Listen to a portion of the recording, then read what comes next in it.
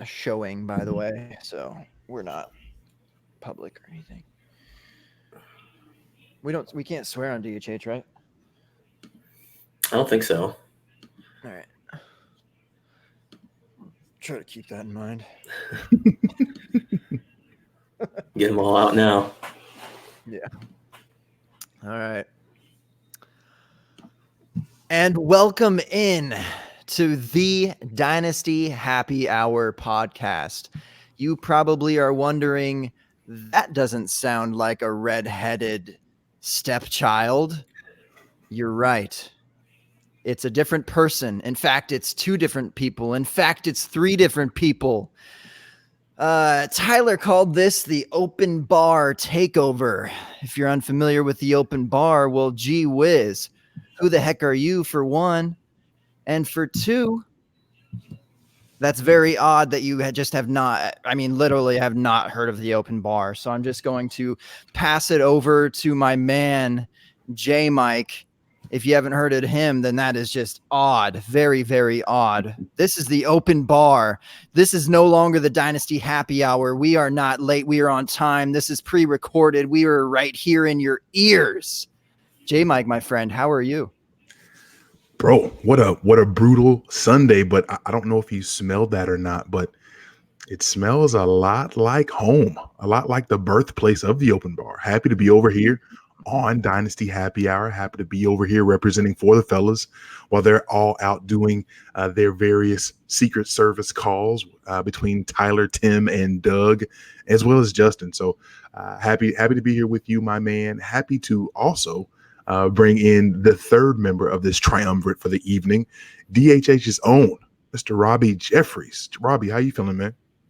I'm good. Trying to see if I'm in the right place. Is this happy hour? Is this open bar? Is this Dante Pettis support group? Is this Dolphins tryouts? Where are we right now? The lines have been blurred, my friend. The lines have been blurred. Excited to be with you guys. So I think we're going to have a good time and hit on some games for week 2, and let's get after it. Yeah, that's kind of the vibe. So, DHH gets in here on Sunday nights. They're doing this for 17 weeks straight, kind of giving you some recaps, giving you an idea of what happened and what's to come, because this is Dynasty. We'll see what happens rest of season, but we're always looking for that 3-year window of sorts. And man, we might have to shorten that up to about a 3-week window, considering what's been happening these last couple of weeks. Real quick, I just thought of this. Tyler is probably not here because he's either one, wanting to watch his own team, or two, literally playing against his own team. I think the truth comes out. Well, the truth comes out when your favorite squad and your doppelganger are facing head to head on a Sunday night. Like, which side do you choose there? I mean, he kind of put himself out of the game already, so he's kind of feeling a little, worried for his Falcons, but then he kind of wanted to get the fantasy points for his boys, so it's tough. I think it's either mandatory or mandatory that he roots for his Falcons, one or the other. Hey, that's a private DM conversation that you're revealing, Jobby. My fault. We'll keep that tucked away. All right. We need some order to this, or else we're going to be on here for like 2 hours, because that is the open bar style. I'm going to do my best to keep things rolling here. So we're just going to kind of go game by game, since it is Sunday. They did not have a podcast Friday, Saturday. I'd imagine that they didn't talk about the Thursday game, which is where things kicked off. Quite the barn burner that was in the NFC South. Bucks and Panthers. First off, J Mike, what in the heck happened to your boy Rojo? Not a whole lot of carries, not a whole lot of snaps. Oh man, what is happening in Tampa Bay is quite disturbing on many levels. It starts with Jameis Winston. Golly, just even for having an okay game, it still felt extra gross right? He's 16 of 25 for 208 yards, touchdown. He was sacked a few times, and he just wasn't good, but he was better than the opposing quarterback in this game, Cam Newton. Rojo, representing for Tyler here when I say I am sad, I am sick, I am frustrated, and Bruce Arians, I was so excited for you, and now I'm just angry because it looks like you're trying to do this whole hot hand approach, perhaps, where Peyton Barber just bludgeons people to death with his boringness. But Rojo takes a back seat, and we're left wondering what is going on with Tampa Bay's rushing game.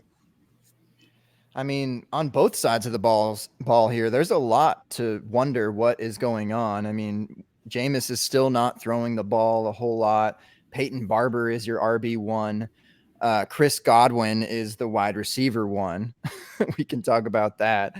I mean, McCaffrey with the hugest running back week of week 1 comes back with a dud. Cam Newton doesn't look like himself, but he's throwing twice as much as Jameis. DJ Moore appears to be the wide receiver 1. I mean, any thoughts that you have, Robbie, about what happened on that Thursday night game? Well, like you said, it was really ugly, and I think that was both sides of the ball. I don't think we would have experienced or thought we would experience a game in which Cam Newton looked worse than Jameis Winston after week 1, but we managed to see that. He was all over the map, but I think he still managed to get a lot of volume to DJ Moore. He had 16 receptions in 2 weeks now, and he's definitely looking like a locked and loaded second-year superstar. So it's been bad play at the quarterback, but he's still getting out there and producing. So I think that's the one bright spot, if anything, out of this game. Gabe, we often joke, back on the Tampa Bay side for a minute, we often joke, what does Mike Evans have to do to get respect, right? We often talk about that because the man's fantastic, but obviously Chris Godwin's coming on. Yeah, it's becoming a real conversation at this point. Between 2 games, Godwin out-targets him by 2, 15-13, out-catches him 11-6, 174 yards to 89 yards. Mike Evans has yet to score on the season. Chris Godwin's got 2 touchdowns on the season. How worried, if at all, are we regarding Mike Evans and this Tampa Bay offense that is featuring Chris Godwin, who's doing absolute work through 2 games? And I mean, I don't know if it's a worry necessarily. It's just like maybe we should reconsider what this is, and that Mike Evans even said it himself in the offseason that this is a 1A 1B. He's like, we're not competing. He's not competing for the second wide receiver. He's competing with me, and I think we're easily seeing that now. So, I mean, I know it's only been 2 weeks, but can we legitimately ask the question, Godwin or Evans in a startup draft right now? It's round 2, it's round 3. Mm-hmm. It's getting close to that level. I mean, you could see it. I mean, you could see it within these next few weeks happening.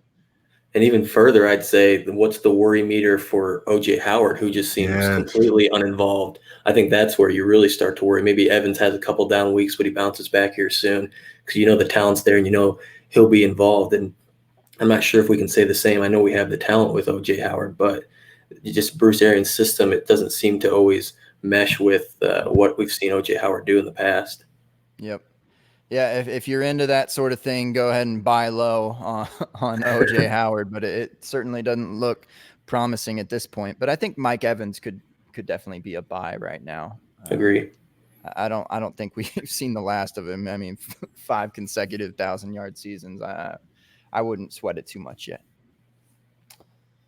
All right, on to the next game. Can we do that? Are we ready? Are we ready to move on to Sunday? That just happened today. Well, at least we're recording today. You'll probably be listening to this on a Monday.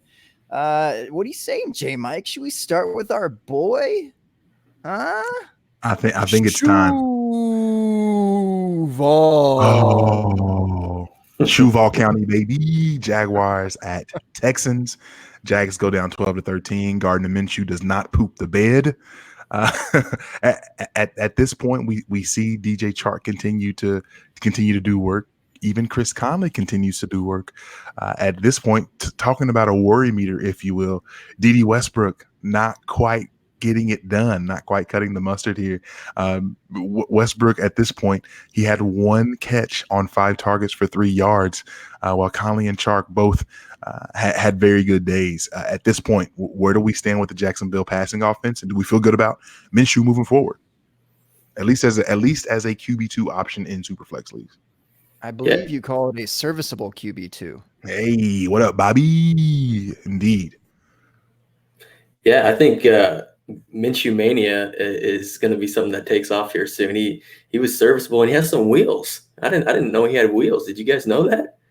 Yeah, had about 56 yards rushing. But yeah, with the passing game, I'm just kind of a little down on Westbrook. I got him a lot of spots, and I don't think you can start him until you see something right now, because he's obviously the third wheel in that passing offense behind Conley and Chark. So it's a little worry for Westbrook owners right now for sure. You have to be careful with those types of offenses, and it's been talked about before. The Jets, the Jaguars. I mean, these guys that don't really have this solidified wide receiver one, and you shouldn't put all your chips onto one guy and possibly just be getting the cheapest guy. And Chark was definitely one of the cheapest, if not the. Maybe Keelan Cole was the cheapest, but and you saw it with the Jets and Jamison Crowder last week. I mean, he was the cheapest option right next door with a Nunwa. So with these types of offenses, it's difficult to put that kind of capital in guys like Westbrook, and it's more of a wait and see and buy on the cheap. Yeah, absolutely. And kind of flipping to the other side of the ball, who would have thought that Carlos Hyde would bounce around from team to team, and then week 2 he's getting 20 carries with the Houston Texans, and his yards per wasn't great, but you can kind of see him in a role like Lamar Miller was last year. Should be a high-powered offense most weeks. It wasn't this week, but you can see him getting enough work and have a good shot at a touchdown every week, and that's somebody that we were all writing off, trading for 4th rounders, 3rd rounders here a couple weeks ago. And I just think that's a big dynamic switch that I saw in this week compared to everyone who was on the Duke Johnson train. He can absolutely carry that workload for that team, and that's really all they need is just someone to move the ball, and Carlos Hyde is doing that. I mean, 20 carries a game, yeah. And he very much fits what Bill O'Brien continues to seemingly want to do year in and year out, which is have someone who can bang around in there and not necessarily looking for, I don't know that it's the special plays or what, but I think Carlos Hyde fits the bill of what Bill O'Brien is looking for, because we all believed coming into this situation that Duke Johnson was the one who's going to be the beneficiary of the better situation, the better more targets, more opportunity, and that just hasn't been the case so far. The other thing that I find interesting in this game is just the pecking order, if you will, in the passing game. We saw the return of Kiki QT. He had 4 targets on the day, and he fell essentially behind Hopkins and behind Fuller, but was the least productive of that bunch, even including Kenny Stills. So do we feel good about the entire Houston receiving core being something that we want to start on a week-to-week basis? Or are you guys having any trepidation on Stills or QT at this point, or even Will Fuller for that matter? I mean, obviously Hop's going to do his thing unless Jalen Ramsey's there. But, Will Fuller's going to be fine, I think, and he is the wide receiver 2 option there. But it's between kind of Stills and Kuti as far as the 3. But I just don't know if there's enough to go around to be confident in starting any of these guys. I mean, certainly a stash on these rosters, but I'm not confident at all. I mean, there's very few offenses that can have 3 top 24 wide receivers week to week, and the Rams are pretty much it. Yeah, completely agree with that. It's Hop, obviously an auto start, and then Fuller's kind of your boomer bust wide receiver 3 if you need him, if you don't have a better option, and you can hit on big weeks with him, or you can kind of get some dud weeks. And then I don't feel comfortable starting the other 2 unless you're really in a tight bind. So yeah, good summary with that. Any other points there? Want to talk about Fournette at all? I think people could start to worry about that a little bit. I mean, he's getting the work. He's the only dude there, but he's just not producing. Yeah. I'm slightly worried just because it was always a case where if Fournette's healthy, hey, play him, and he's been healthy and he's not been wildly effective at this point. Last week he saw 90 some odd yards, I believe, total yards on the day with no touchdown, which was nice. Without the touchdown, it looks bad, but the 90 some odd overall yards was pretty good. Now, not getting the yards and not getting the touchdowns, a little bit more disappointing. So, trying to see how he finds his place within this offense. But let me ask you guys this real quick, just before we move on to the next game. Is Duke Johnson someone that you'd still be willing to go try to reach out and buy in Dynasty? Is he still worth probing at this point? Would you throw a, I don't know, 2020? I don't know. They probably wouldn't sell him for a third. Would you throw a 2020 second out for Duke Johnson at all, or anything of that nature? I don't think I'd do it for a second. I mean, I'd Sure. love to sell for a second, but if I'm trying to acquire, it would be a third. Gotcha. But like you said, I'm not sure if people are going to do that. Right. Yeah, couldn't do a second. That's just the volume's not there. The overall production and history isn't there yet, and I wouldn't feel safe doing it. The offense is nice, but you can tell it's going to be a big split with Hyde and Duke Johnson. Yep. All right, on to the next. We have lucky us. All right, we just went from 2 Jaguars fans to a human that actually lives in the city of Cincinnati. Our signature Cincinnati sommelier, J Mike. What happened? The 49ers come in and show the Bengals what a cat really is. 41-17. Jimmy G looking handsome AF. RBU for the 49ers, apparently. Tevin Coleman, who?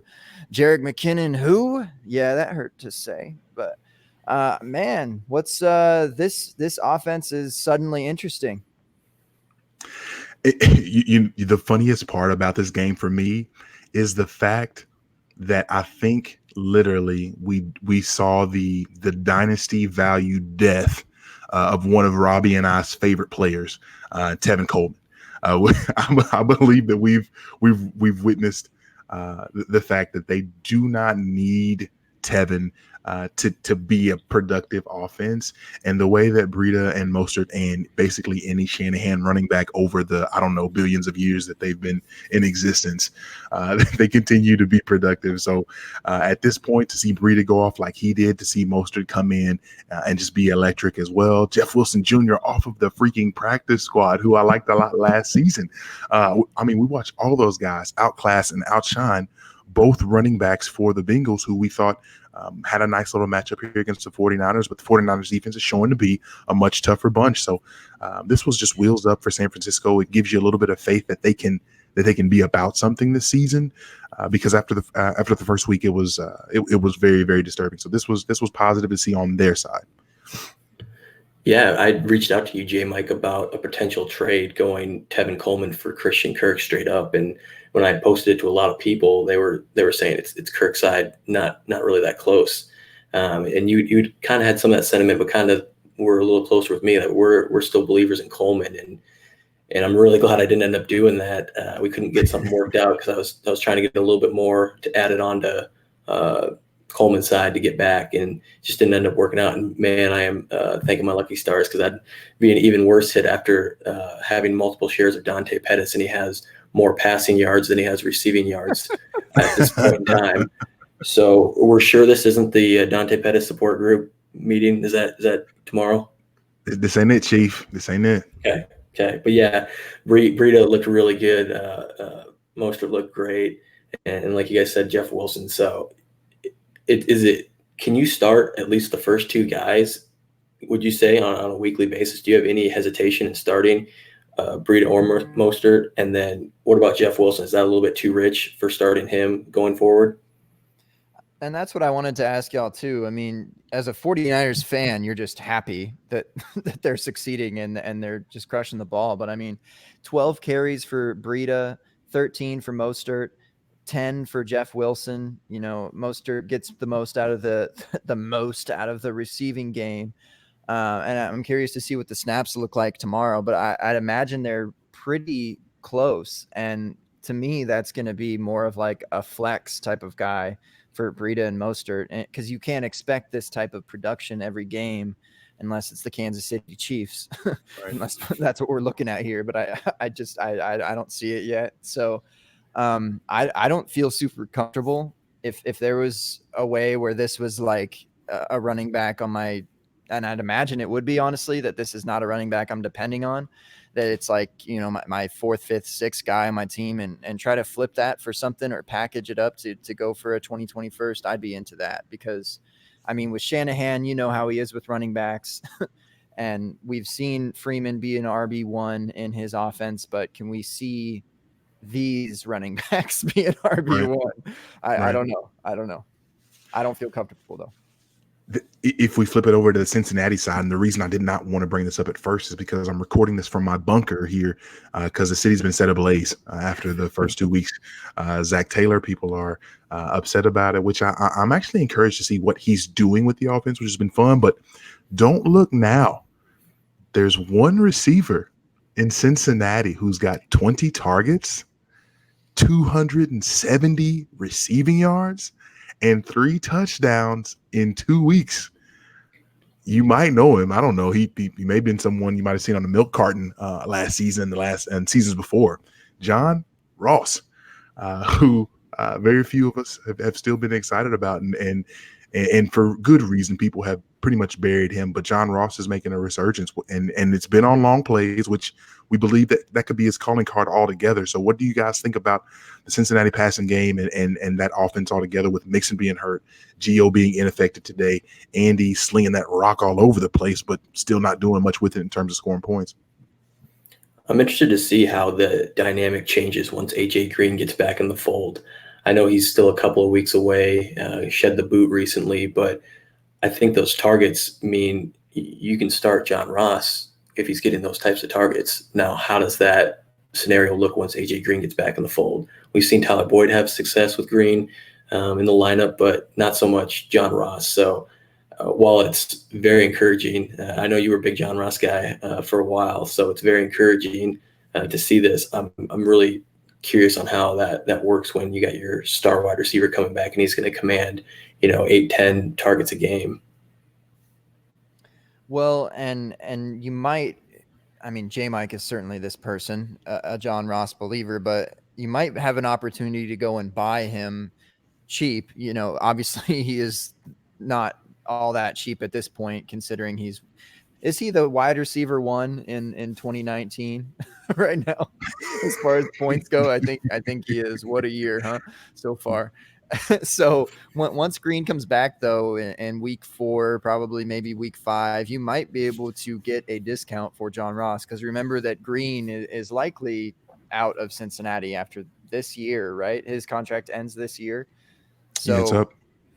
So I'd imagine with this kind of production from their top 2 guys, I'd imagine they're a bit comfortable with what they have now, and it might be an opportunity to buy John Ross on the cheap once AJ Green comes back, because I think he is the third option while AJ Green's around. Tyler Boyd's just going to get those slot receptions, so but it's fun to watch. I'm glad to see the boy get his, because I mean, like you said, J Mike, he was forgotten. I mean, milk carton status for sure. Would you guys both have him as a buy then, or because I know there's some people that are probably going to look at this and say, 2 weeks, wide receiver 1, this is the ultimate sell high. If I've just been holding on to him and he's, just been borderline droppable, is this something where you can use it to sell high, or you guys think this is a sign of things to come in better years, maybe in 2020 once AJ Green potentially moves on? I don't know that the production that he's showing right now is what I'd be buying into, but him being a productive player, period, is definitely something that I'm into with Zach Taylor, because it seems as though Zach Taylor is trying to cook up something nice with him. So he's been a buy for me forever. I actually traded him. League that Robbie and I are in.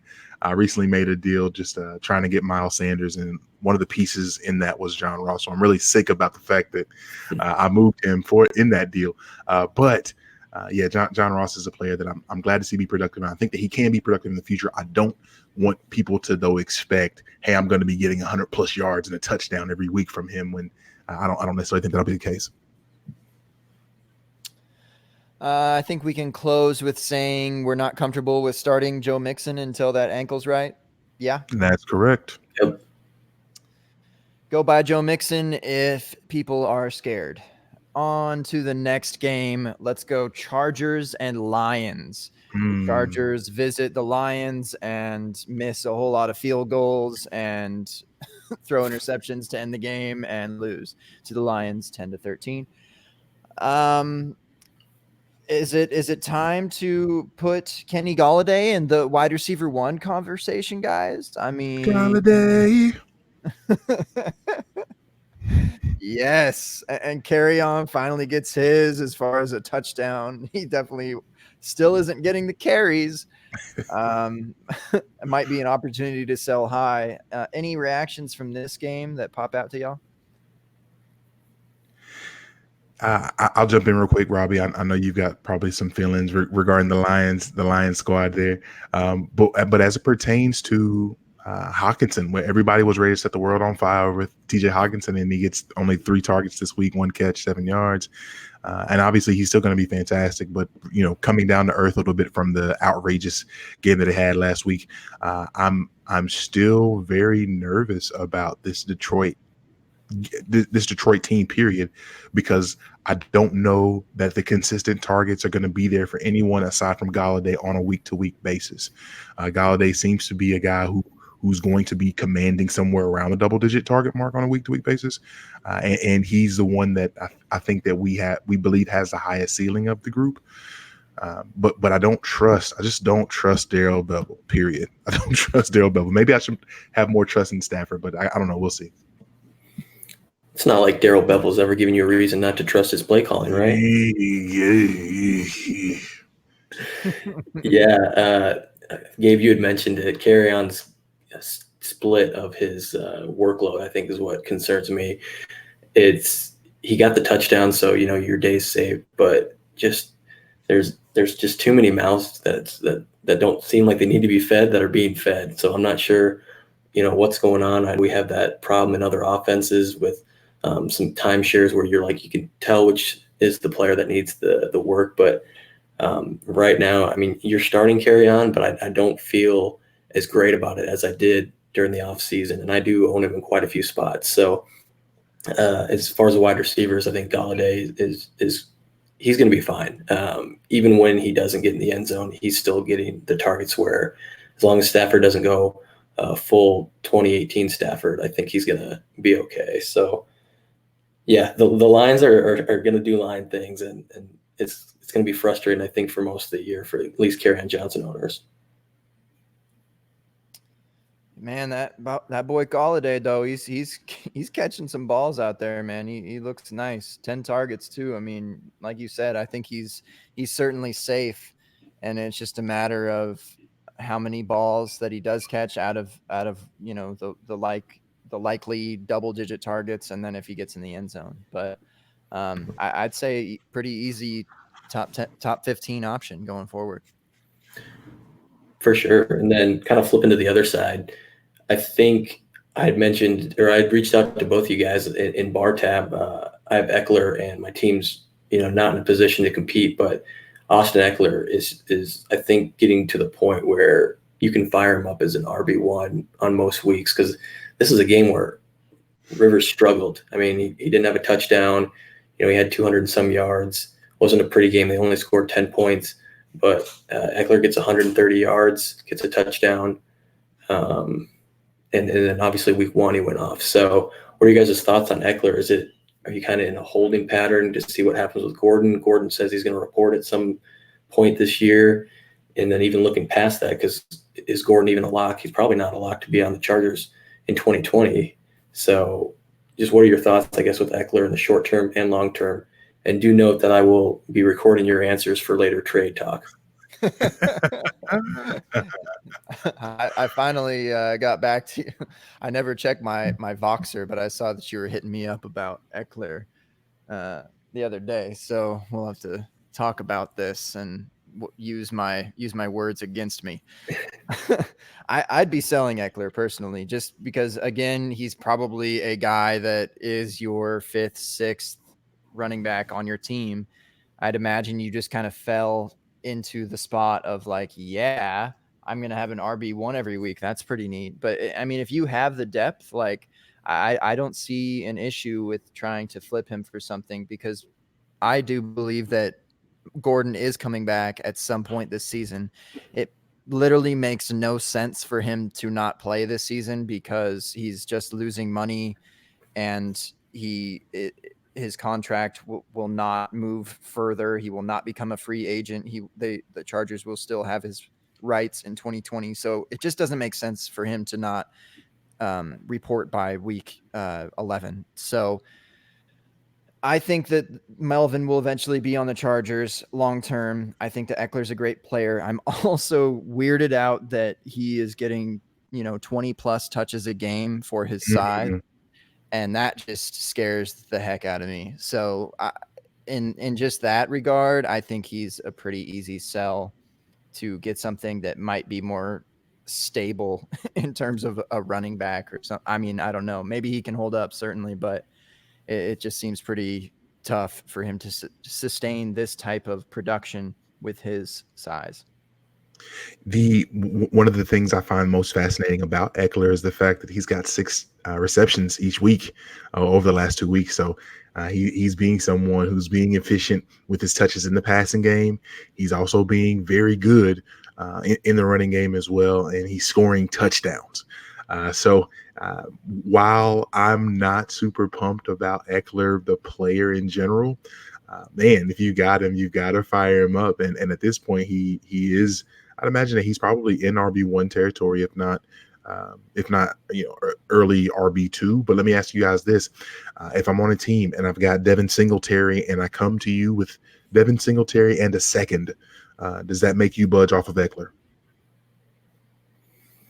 Well, I think it kind of goes back to that original thought I had is who's the running back? What's the running back situation for the Chargers in 2020? If we're talking dynasty, this year, like Gabe said, we know that Gordon's he said he's gonna play at some point, and that Week 11 timeline is seems like that's what's gonna happen. So we know that Eckler has a shelf life, at least for RB1, RB2 status this year, but what does that landscape look like in 2020? And I think that's where you kind of get a little risky with your trade. If you're someone that believes he could be that starting tailback for the Chargers in 2020, or with the big class coming out for running backs in the 2020 class, is that something where he'll be in a timeshare, or he might not even be the starter? So, Singletary in a second, it's pretty enticing. Singletary just got the hamstring injury, but that's close. That's close for me for sure. On the Charger side, real quick, sticking with the Charger side, Keenan Allen obviously gets 15 targets on the day. He's still a monster. He doesn't get in the end zone, but he does get 8 catches for 98 yards. One guy that we were somewhat worried about, and maybe even still have reason to be, Mike Williams. He sees 5 targets. So, even Austin Eckler out targets him in this game. And obviously Mike Williams is second banana to Keenan Allen, but 3 for 83, which is nice to see. But we're not seeing the uptick in targets that we had hoped for with Mike Williams. So as someone who I think is going to continue to grow throughout the rest of the season, have opportunities since Hunter Henry's hurt, and the lack of other options in the wide receiver room for the Chargers, he may be someone sneaky that you can still buy for the low, and perhaps look for some goodness as we go down throughout the actual season. Well, and they went into the game saying that they kind of only wanted to use him in red zone situations because they're monitoring his knee and his usage there. So I'm curious to see what the snaps look like. I know that he did make a baller catch down the field and bailed out Rivers. And I mean, you're right. I mean, it's tough for this offense to just produce 2 top 24 wide receivers every single week, especially when, like you said, Eckler is getting his as well. But I do agree that with Henry out, that he's going to be more of a red zone threat. So I think he's certainly a buy. You always kind of wonder what his next injury is going to be. It's kind of seems that way with Mike Williams. But the dude can play, and I think you can trust him enough, as long as he's on the field. So I'm curious to see what the snaps look like. All right, what do you want to go to next, Robbie? Your choice this time. Well, I think we got to go to a little Cowboys action. I've been gearing up to talk a little Cowboys because I've been hearing a lot of chatter all offseason about how we can't pay the Mr. Dak Prescott, Dakota Prescott. And I think he's obviously shown that with this new offensive coordinator, Kellen Moore, he's someone that needs to be locked up long term. And looking at it from a fantasy perspective, he's had 4 touchdowns week 1, got another 3 in week 2. I mean, I don't know where he ranks with the rest of them, but he's got to be up there with Lamar Jackson and Patrick Mahomes. I would assume top 5 range. And is that something you guys see continuing? Obviously, the opponents matter a little bit, and I think when you hit some tougher opponents, it might not be all sunshine with those touchdown numbers and those passing rating numbers. But what are your thoughts on Dak Prescott going and maybe adjusting our expectations of what he can finish as a QB? He's here, man.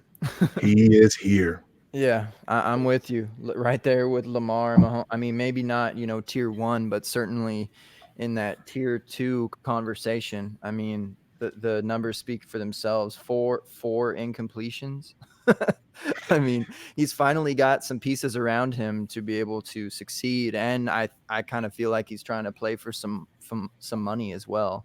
Yeah. So, because he couldn't get the extension in the off season. So, he's going to have to show that he's worthy for it, I suppose. I'm here for it, though. I love Dak. Yeah, I'm here for Dak as well. 11 incompletions on the year after 62 attempts. I mean, the dude's balling. I love what Kellen Moore has brought to the offense. He's brought life. He's got the stench of Linehan out of there. He's got 7 touchdowns to 1 interception. And here's a really, really good thing as well. Cowboys offensive line's back to looking functional and being a group that's not just who we thought to be great previously, and I feel like they haven't been themselves over the last year plus. That they've only surrendered 1 sack so far. So love Dak, love loading him up. I think he's definitely in the conversation for top 5 to 7 quarterback. He's obviously already been a QB1 the last couple seasons, so he's here. I'm really sad that I had 2 shares of him. And on one of my rosters, I traded him in the offseason to upgrade to Alvin Kamara. And I am a little sad that I did because I just like what I'm seeing from him. And I'm so glad that he's able to leverage every single bit of the weapons that he has in Dallas. That's a fun bunch to watch, man. Fun bunch. Yeah, absolutely. And I think Cowboy fans and people who watch these games intently kind of saw a little bit of this last year once Amari Cooper came to town. Dak looked like he didn't have to force things quite as much because Cooper is just so good at getting open. And then when you have this year, the emergence of Michael Gallup and what he's done the first 2 weeks, actually probably outscoring Cooper, I would say, after 2 weeks, it's just he's coming into his own as a second wide receiver. And it just shows when Dak's able to connect with him down the field. It just kind of erases all, with your top fantasy guys, you want to eliminate risk. And so if you have good O-line, you have good wide receivers, a stable tight end, you have a offensive coordinator who is very innovative and obviously has shown that they can put up points in these first 2 weeks. I think it's hard to find a more stable situation. And I think that's what you try and go for with your fantasy options. So I think that's really impressive. I think Jerry Jones put in his contract that Jason Witten has to catch a touchdown every game in order for him to leave the Monday Night Booth. I'm pretty sure that's what happened. 100%. Man, we talked about it last week, J. Mike, and we might just have to keep talking about it. Is it possible to have 2 top 24 wide receivers in this offense with Cooper and Gallup? And it's still happening. So at what point can we start trusting Gallup as that, wide receiver 3 or flex option in your lineup? And I'm starting to feel a little better. Yeah. The time is now. If you have him, you can flex him without worry. Similar to his opposite on the other side, Mr. Terry McLaurin, 5 for Terry. 62 a touch today on, again, 9 targets. You talk about a guy that you can just start flexing without question. It looks like he's going to be the leading target getter from Washington, and those quality of targets are not going to be half bad with Case Keenum in terms of constantly being in a position to play catch up and sling the ball all around. So it's good to see him be productive. Yeah, and I mean, Case Keenum's been competing for the most part in these games, so I wonder if they are thinking about the Dwayne Haskins button at this point, or they're just going to kind of ride this out and accept their defeats and just kind of be bad and live with McLaurin as their wide receiver one. Like, I don't know. I mean, Geis on the IR, like what do they have really to fight for besides wanting to see what they've got in a guy like Haskins? But man, Scary Terry, he's getting it. Yeah, I think Keenum's actually showed out really well, like you were saying. I mean, they played the Eagles, which is obviously the playoff team, and they played the Dallas Cowboys, who are a playoff team as well. So they're 0-2, but they've been competitive in both of those games for at least most of the quarters. And so, as someone who didn't think the Redskins were going to be very good, looking at their offensive lines and the holdout of the left tackle, and just their lack of a receiver one until obviously Terry comes into the play here. I didn't think they were going to be very good, but they're competing. So I think from a fantasy perspective, McLaurin is someone you can feel comfortable with. And then also with the game scripts and how I think a lot of these Redskin games are going to go, Chris Thompson, with Geis being out, is someone I think he had if someone has the stats in front of them, they can say it, but I think it was like 6 receptions for some yardage, and he had something similar in week 1. So I think he's going to be a guy, PPR leagues, that you can have as like one of those options if you're bye week or struggling with injuries. He's someone you can roll out for sure. 5 catches on 8 targets. Man. Sorry. Mm-hmm. No, you're good. So with Geis, are y'all going to buy that, or it wasn't the same knee, which is good news, I guess, but it's still a knee injury nonetheless. Are y'all going to buy Geis? Are we still believing that he can come back, whether this year or the next year? What's it going to take to buy him? What are you buying for? And I'm curious about Terry too, because he was, end of the second, third round rookie draft pick. Would you go and buy him for a 2020 second? I'm definitely buying Terry, and I think I'd be okay with the 2020 second. I think, again, being the leading target getter, and at this point, I think he's on pace for well over 100 some odd targets in that offense. I really like what I've seen from him thus far. As far as Geis goes, the question for me, the talent's not a question. We know he's a fantastic player. The question becomes, how many red flags do you need to have, or do you need to see, or do you need to have waved in your face for you to back off of Geis? And I think that I'm to the point. This is just one too many red flags for me. By the time that we think that he's actually going to be something that pushes forward, he's going to be coming into his 3rd year, which is, I think, one away from what his contract will be coming up. Again, fantastic player. I'm excited for him. I'm rooting for him to do well. I don't think that I'm buying him in Dynasty. Yeah, just going to echo all those sentiments. Geis is just somebody that I didn't own any shares of coming out of the rookie drafts, and unless the price is right, I'm not looking to acquire anything unless it's a total rebuild and the price is just too good to pass up. All right, let's go on to Vikings Packers. Vikings travel to Green Bay, lose 16-21. It looks like Aaron Rodgers is back. Everyone's favorite running back 1 for the season is back. Aaron Jones, 23 for $116 and a teeter. Devontae Adams is back. You got to be happy about that. The Vikings are interesting to talk about. I don't know what is. I mean, they're obviously run first. Cook is still cooking, but Kirk looked god awful today. And the receivers, Diggs got bailed out with that long touchdown there, and Thielen had enough, I guess, to give you a flex week. But man, Are y'all scared about the Vikings sans Cook? Panic, panic, panic, panic. Yeah.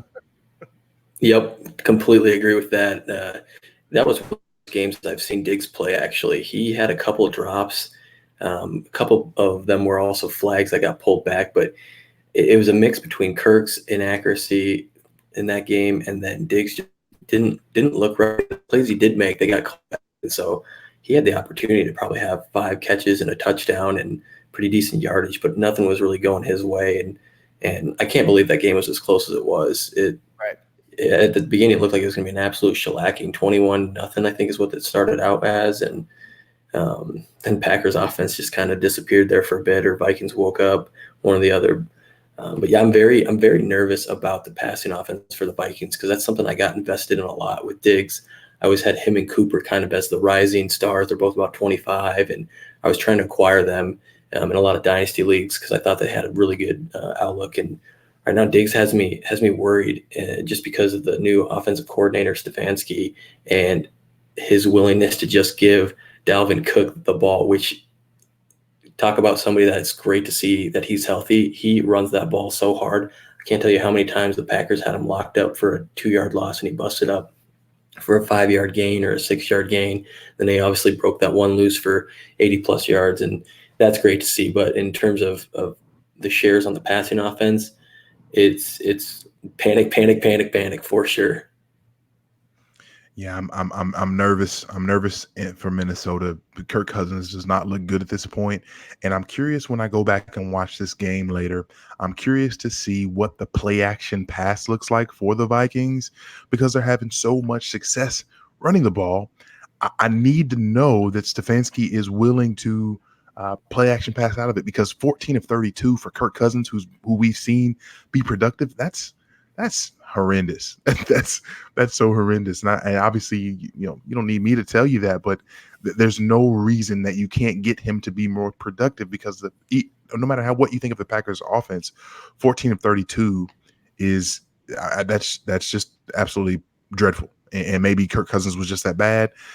But I need to know that you're going to put him in a position to be better, and play action pass is one of the ways that you do that with the receivers that you have in Minnesota. There's really no excuse at this point. So this is very disturbing, and I really don't know what to do, particularly with Diggs because we see Thielen still getting the targets, but Diggs again, like you just said, Gabe, being bailed out by the one catch for the 49 long score, and he had one I know call back at the goal line for offensive pass interference. I think it was on Dalvin Cook, but it's gross. It's gross. Yeah, you go back and watch. I mean, Cousins really looked bad. Something else. I mean, maybe one of the worst games I've ever seen him play. And like you said, Robbie, like I have no idea how the Packers only won by 5 points. But yeah, go if you're feeling it, go and get your Diggs and Thielen on the low because you certainly can, or maybe even sell Diggs on the high, just on the like that he scored 10 plus points. He might there's a conversation to be had about like at what point can you just cut your losses and still sell high to a degree, because I think certainly at this point his high point is far gone. So how long are you going to wait to keep on selling high in quotes because it could just keep plummeting. We don't know, but something needs to change. As far as the Packers, yeah, go ahead. Before we leave Minnesota real quick, obviously Diggs has 9 targets through 2 games. Yep. Let me ask you this: who would you rather have rest of season, Galladay or Diggs? I was just gonna ask that. I think yeah, no, I absolutely was. I think Galladay is the one I have to pivot to because he was right in that tier with Cooper and Diggs for me off season. He was just a hair below, but really, really close there. And now with just looking at how these offenses are moving and just the focus on Galladay and maybe the secondary focus on Diggs after Thielen, that's Galladay for me for sure. I'm right with you. I mean, it might be recency bias with Galladay's big day, but he had a fine week 1 as well, and he is the wide receiver 1 in that offense that is getting targets. Diggs is the 2, maybe the 1B, and not getting targets, which is, obviously not a passing offense. So, I mean, it's just pretty easy logic there as to who you should take for rest of season. Packers, though. So Allison had a nice catch for a touchdown. Geronimo, he goes bagel last week, and then he comes back. MVS gets a few targets as well. Doesn't do as much with it. Seems like there's that just 2A, 2B kind of thing, and you don't know who to start, and you should just stay away from it, and you should start Devontae Adams every week, obviously, and Aaron Jones is here. Maybe it's the game script with Packers getting out to such an early lead, but I feel like Rodgers isn't throwing as much as he did in the past. I always tried to acquire the second and third wide receiver in that Packers offense. I always felt like there was a good upside for them to score a touchdown and have, 7, 8 catches for 100 yards. And I mean, it's only 2 weeks again, and they played the Bears defense and the Vikings defense, but it just doesn't seem like I'm as confident to start an MVS or Geronimo Allison as I thought I would be. Now, maybe that changes with different game scripts and if they have to pass a little bit more, but it just doesn't seem like Aaron Rodgers. We said that name 2-3 years ago, and that was the quarterback to have. And now it seems like he's fallen into a tier where it's like, yeah, I have Aaron Rodgers. I just hope he gets the 2 touchdowns and doesn't throw a pick. Well, he said it himself about the defense and how excited he is about it. I'm sure. I mean, ultimately, I think dude just wants to win. And if it's he knows that the defense is going to allow that to happen. So less pressure for him to just ball out and succeed every game and throw the 3 TDs or 400 yards or whatever, have 2 guys in the top 10 for wide receivers, but there's less pressure now. And like you said, when they came out to 21-0, they didn't have to do anything. They just had to have the defense play strong for the Vikings to just continue to suck. So I don't know. I think you're right. It's fantasy wise, he's just a different QB, and we're seeing a possible changing of the guard in these guys. I mean, Brady, Breeze, Rivers, Roethlisberger, I mean, it's over. It ain't over.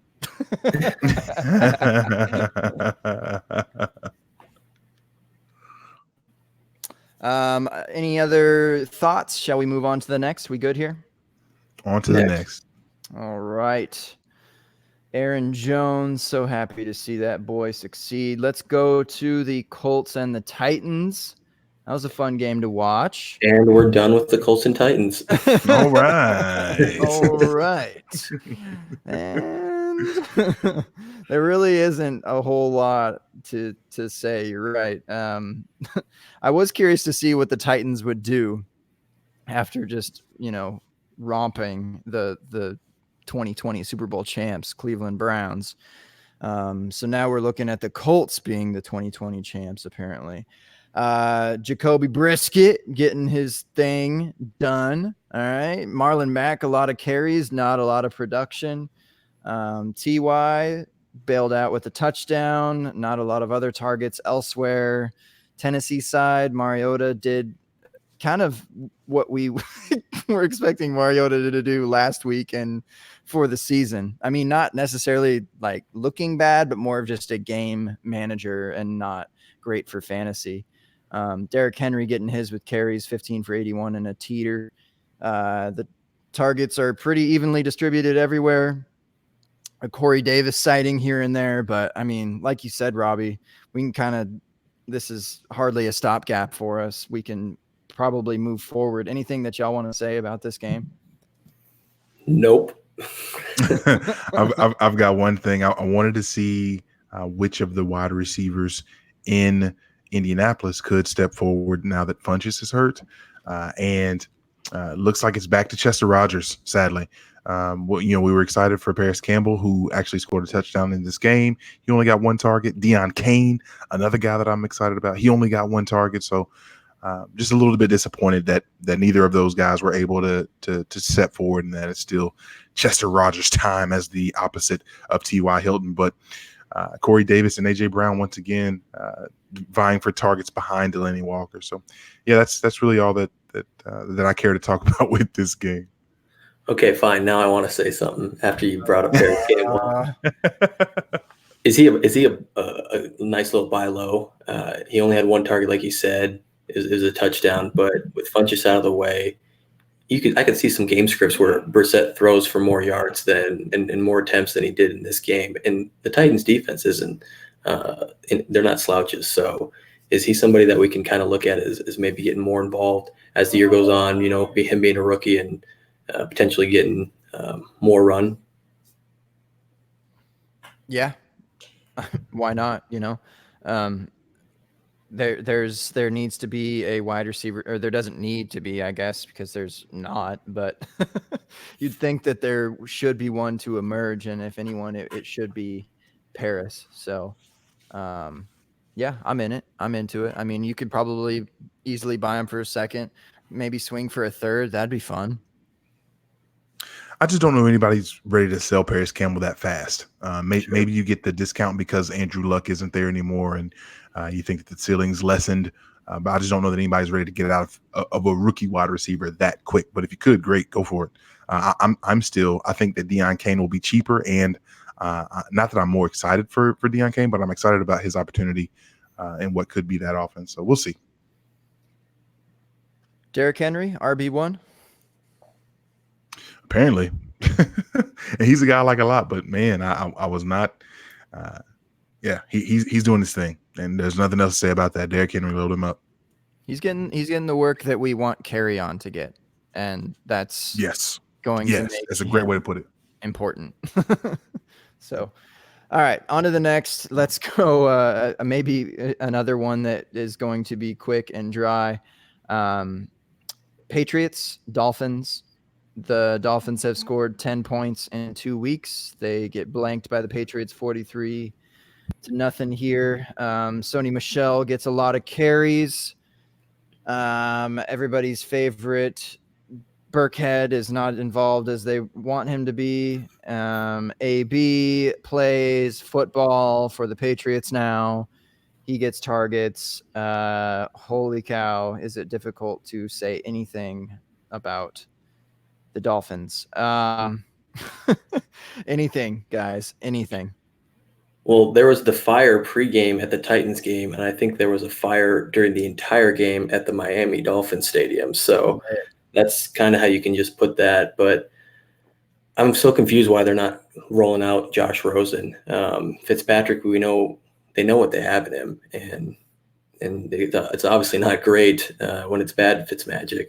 So that's I guess one thing I just comment on. I'm not completely off the Josh Rosen train. I know it's not a very busy bandwagon right now, but I'd like to see him at least get a full game and not get thrown in when the team's dejected because they're down by 40 points. And so I just like to kind of see that a little bit and see if he can show something. And then the Patriots side, obviously AB had his coming out party for 2019 and had the wide receiver 1 targets that we thought would go to Edelman or Gordon. So that's a really interesting dynamic. If he stays on the field for all of 2019, I'm curious what that does to Josh Gordon's targets and Edelman's targets, because Edelman kind of builds his fantasy production off of his targets. He's not a touchdown guy. I think it kind of hits their value quite a bit, to be honest. Yeah, this becomes a lot more interesting when they're playing a team or playing in a game that offers some sort of opposition, because Antonio Brown, it was fun to be able to see him be so heavily targeted to start the game. He had 3 catches on the first drive, and the end of the day with 4, obviously. But it was good to be able to see him come in and be maybe the focal point of the passing game, I guess is the best way to put that. He obviously had the most targets. And he makes them gross. He makes them really gross. On the Miami side, real quick, I just want to point out Preston Williams, obviously a guy that has shined well in the preseason. But if you look, Devontae Parker, he had 7 targets on the day and gave you a nice fat bagel. Gave you that good old goose egg to make you feel real good about what you thought would be an opportunity for him to be able to at least get some play in this game. So 7 targets, 0 catches, and that's gross. Preston Williams. Load him up. Preston Williams, just almost as many targets. The Dolphins were talking about trading Kenyon Drake that they're looking for suitors to sell Kenyon Drake to. Are we interested in buying Drake in the hopes that happens? And on the flip side, possibly, I for one would not be doing this, but buying Balaj in the sense that he would be the only guy getting carries in Miami. I think no to both. Kenyon Drake is someone we've seen split time and not do. He's had a little bit of success, but I can't think of too many running back situations where he's going to go in and I feel comfortable starting him unless there's some more injuries to come, which I'm sure there will be. As we know, the running back situation gets injured quite a bit. But Kalen Balaj, I was never really a Balaj guy, and that's unless it's Preston Williams, I think there's just not a lot to be interested in that Dolphins team. On to the next. Yeah, I'm okay with that. I do think that Kenyon Drake would be an easy buy, just in the sense that it'd be cheap. And if he lands somewhere that is like considered profitable without him actually playing any games, then you could do a quick buy and then sell somehow. I'm not sure. That was kind of where I was getting at as far as buying Kenyon Drake. But Balaj is a big old yikes. All right. Bills, Giants. My goodness. I watched Josh Allen in his interview today, and he said, the interviewer says, Josh, you were considered an option to play in New York. He says, I am in New York.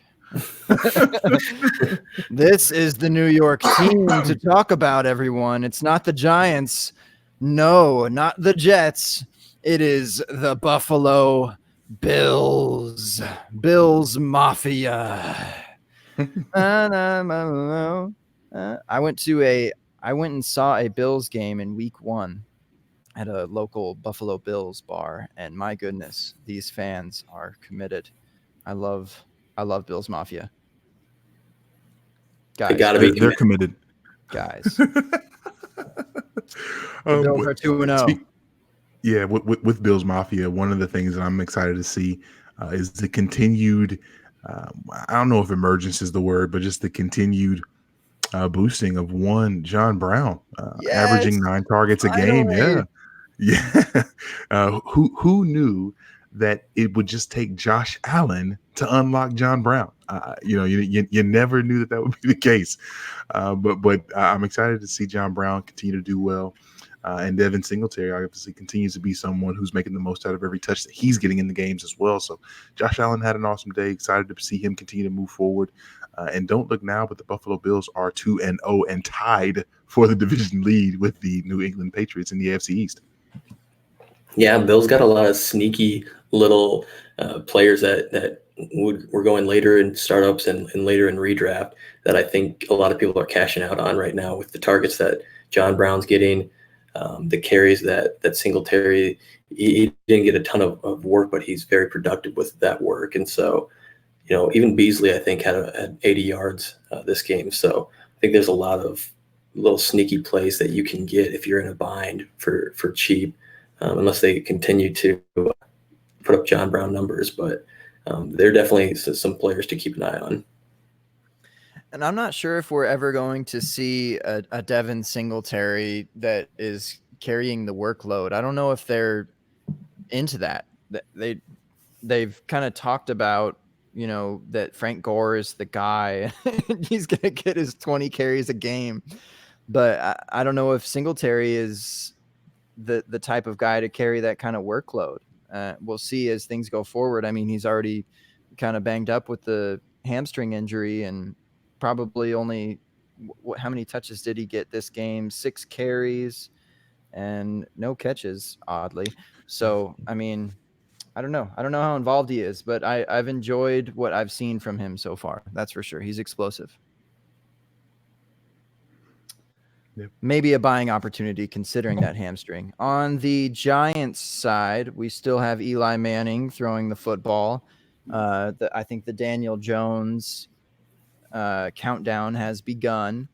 I mean, ever since he was drafted, really, but it's ticking quicker and quicker. Saquon's going to get his. Nothing to talk about there. We all wanted Evan Ingram to get 30 targets and have 20 receptions for 200 yards, but he had 8 targets and 6 for 48. So here we are. I mean, you just can't trust any of these receiving options. I mean, we're blessed to have Saquon even get over the 100-yard mark and a touchdown and 3 for 28 out of the backfield. Like, oh boy, man, it is Dolphins and Giants. I tell you what. It's a great day to be alive when Benny Fowler is getting double-digit targets for the New York Giants. And Cody Latimer is still alive.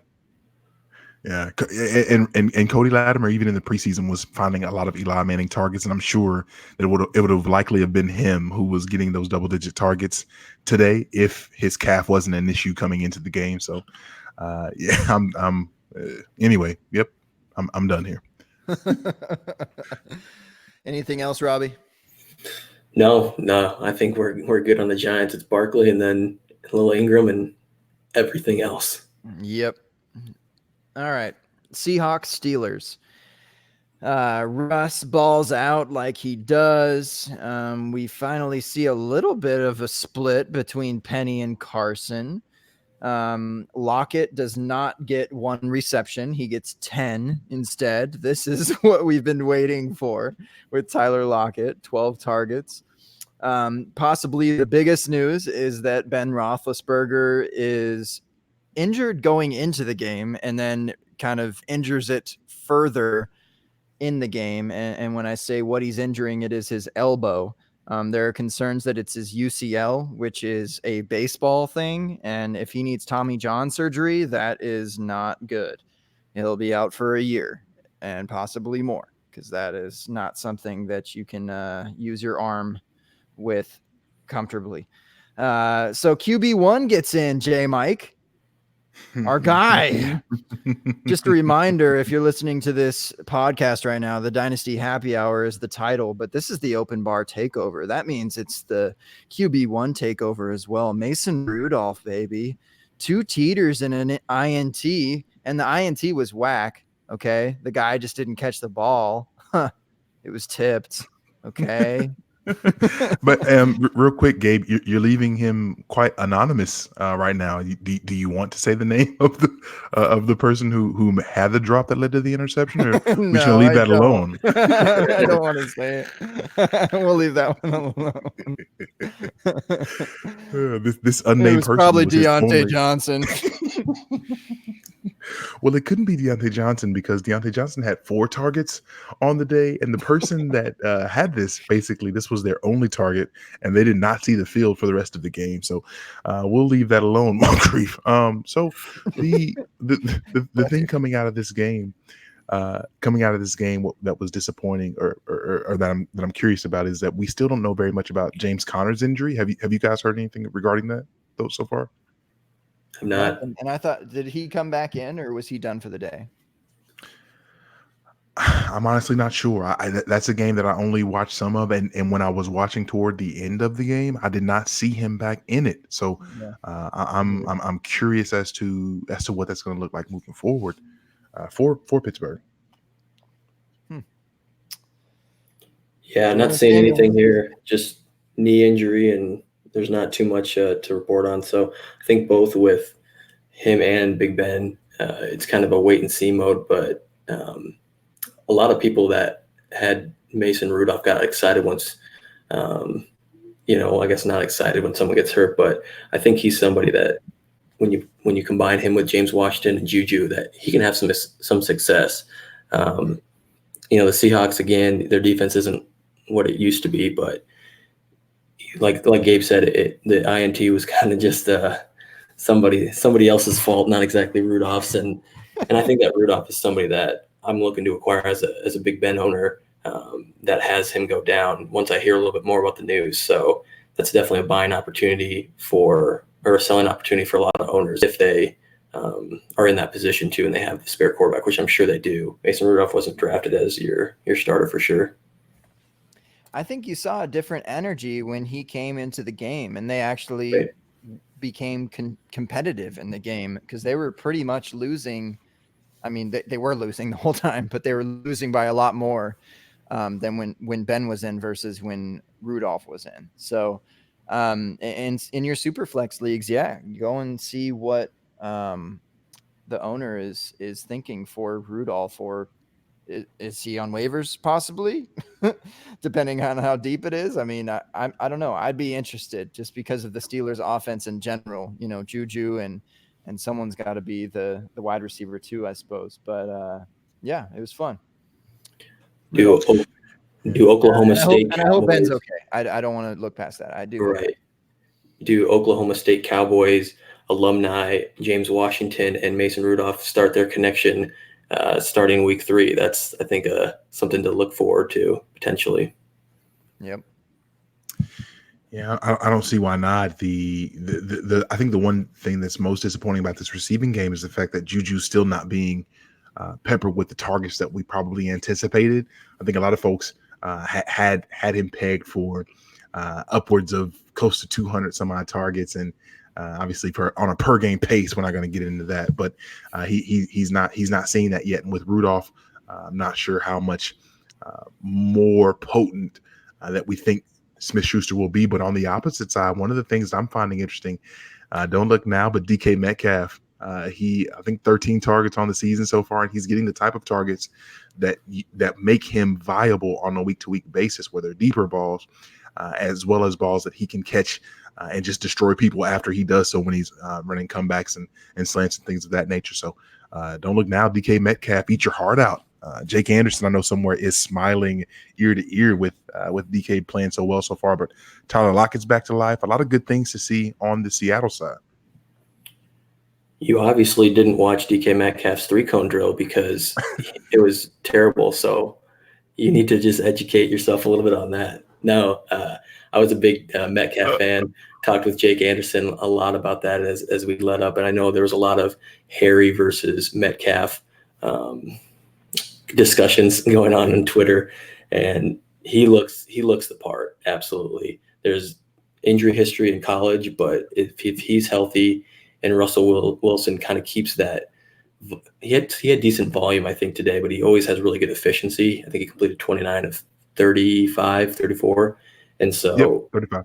Yeah. And if he continues that efficiency, I think Metcalf is a solid start every week. And this was Lockett's career high in terms of receptions and targets before his high, and I think targets was only 8. Maybe he got 10 a couple years ago, but I was looking back, and he's never really been a huge target guy. It's always 6 and 7 and a lot of 5s thrown in there. So I'm curious if that kind of stays how it is as Metcalf kind of gets more comfortable with the offense and he emerges, and I think he continues to get better week in and week out. That's somebody I try to grab a lot of, and someone I think is going to have a lot of success with Russell Wilson.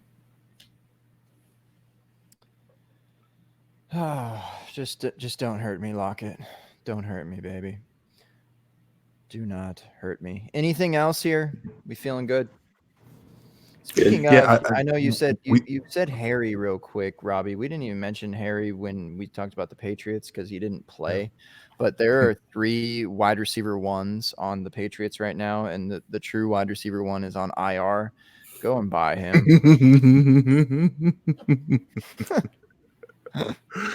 I just real quick, we saw Rashad Penny get way more work this week than typical. I think because of a Chris Carson fumble, who's still being used in the passing game, but did not score a touchdown this week. So Chris Carson, someone that we were probably thinking that was probably set up to be back end running back 1, kind of took a step back this week. So curious to see what that looks like moving forward.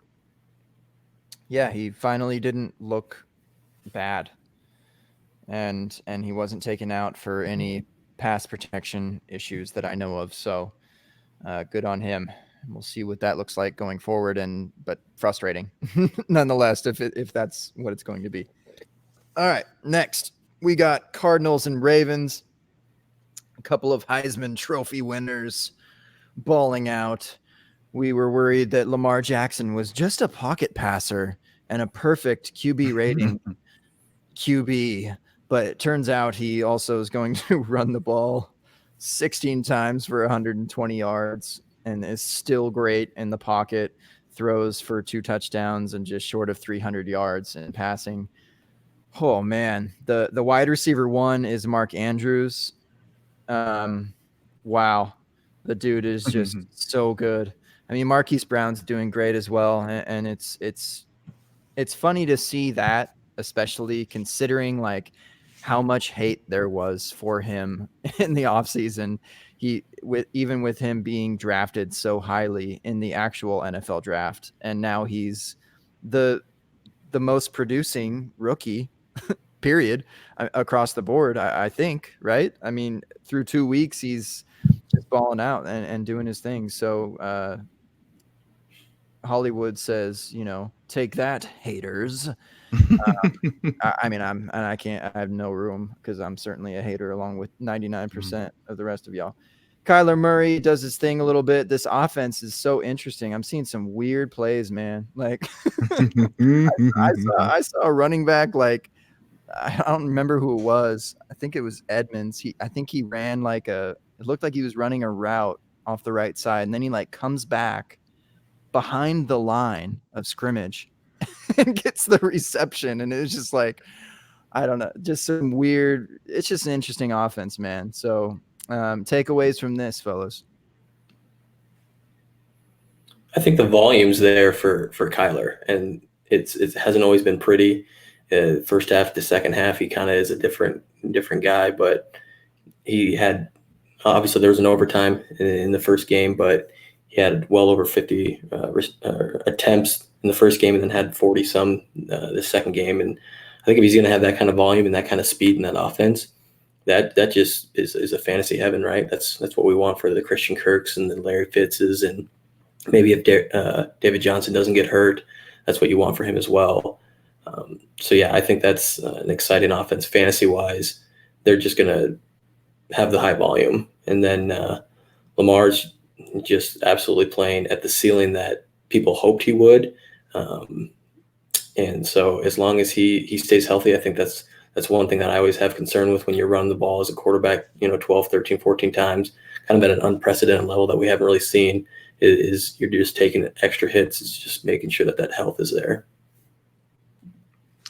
Yeah, and Marquise Brown getting 13 targets this week, when I don't think he had 13 snaps last week. Like, it's just bonkers. It's absolutely bonkers. But like you said, on the Arizona side, one of the things that I'm most excited about is we're watching Christian Kirk and Larry Fitzgerald be peppered with targets.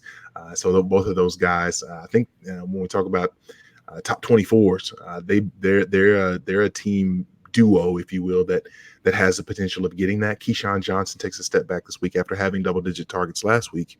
Only catches 1 for 31 yards this week. So, but Kyler is exciting. David Johnson getting hurt, I'm not sure. I didn't see any update on that. I did see the alert earlier today, but that's obviously disturbing. And he did not do anything of consequence today besides falling to the end zone one time, which was nice to see. But it was not pleasant for him. But I'm so excited for this Arizona offense. I am so excited for this offense.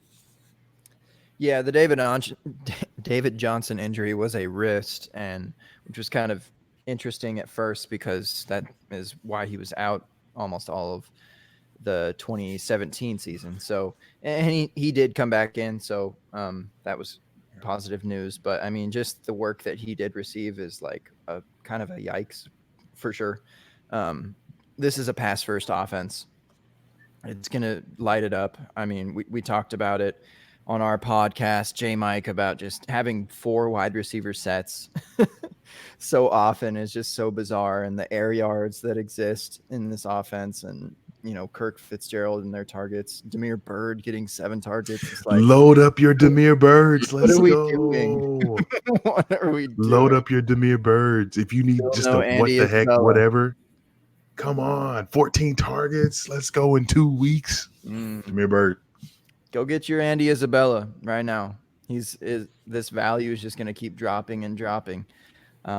and maybe you know can wait to for it to continue to drop because it will if he's not on the field. Period. So don't forget about him.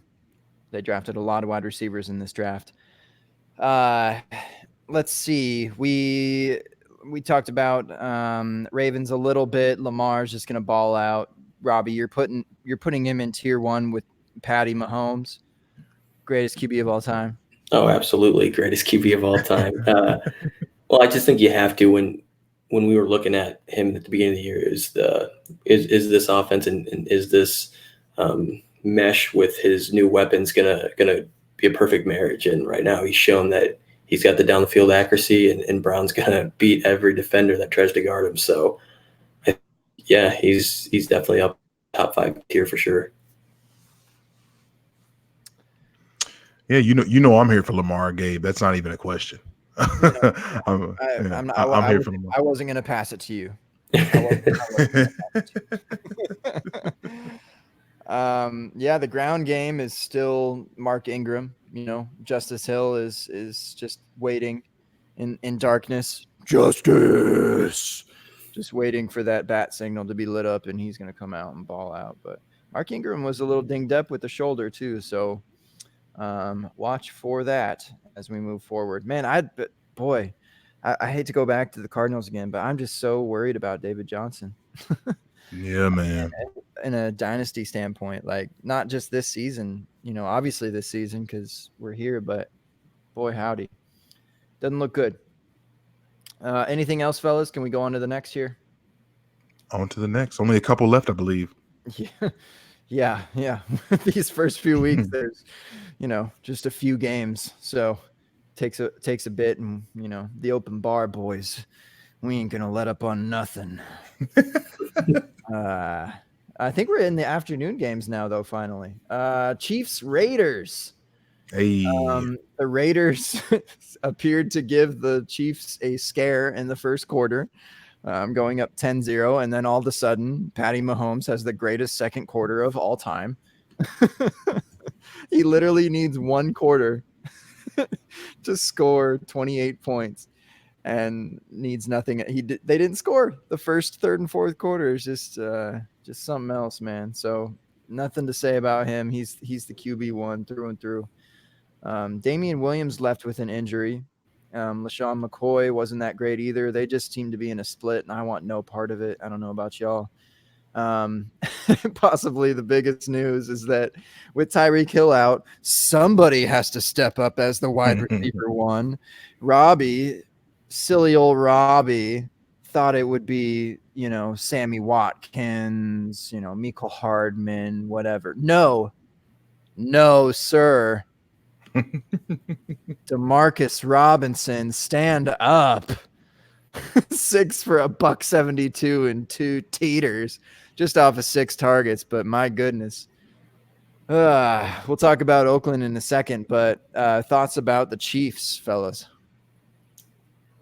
It was brutal. That I had Demarcus Robinson started against me, and you know, thought it's a Chiefs offense. They can probably do some damage, but was not ready for what came with that. So obviously, I think anybody that's seen the field on a regular basis with Patrick Mahomes, at least from wide receiver and tight end standpoint, you're firing on all cylinders. And like you had mentioned with Damian Williams, I think that running game, they're kind of like the Cardinals. They're pass first, and then they're pass second, and then they're also pass third. They might run every now and then, but even the pass third is to the running backs, you right? Know? Like they're involved, but they're involved in the passing game, not as much on the ground. Yeah. So, J-Mike, what do you got? It's nice to see Kelsey come back to life.